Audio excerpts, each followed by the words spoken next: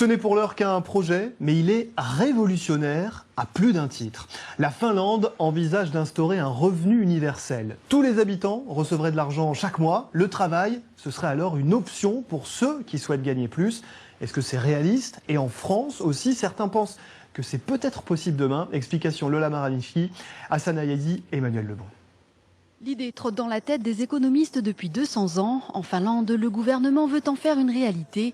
Une allocation de 1 000 € versée chaque mois à tous les citoyens, sans condition, et cela pour remplacer toutes les aides sociales de l'État. Alors un revenu sans travailler, en France, il y a ceux qui n'y croient pas du tout. Gagner de l'argent sans travailler, ça aide pas l'État, et puis tout simplement, même personnellement, je préfère gagner de l'argent en travaillant. Ça me paraît pas très moral en tout cas, ce système, pas très encourageant pour travailler. Et les autres qui se disent pourquoi pas. Ça peut marcher, mais après il faut trouver les fonds pour financer ça, parce que c'est vrai que ça doit pas être gratuit. C'est une belle idée, c'est à mettre à l'épreuve, mais il faudrait voir au moins les premiers résultats. Pour le gouvernement finlandais, il s'agit de réduire les inégalités et de faire du travail un choix.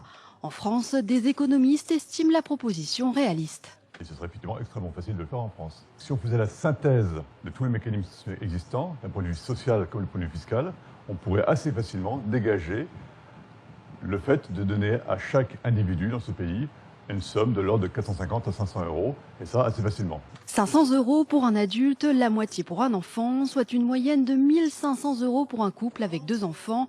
Montant de la facture 372 milliards d'euros par an. À titre de comparaison, c'est un peu moins que le budget de la sécurité sociale.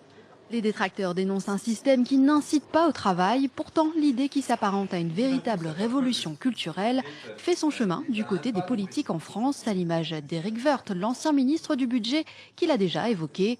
La réflexion est donc lancée.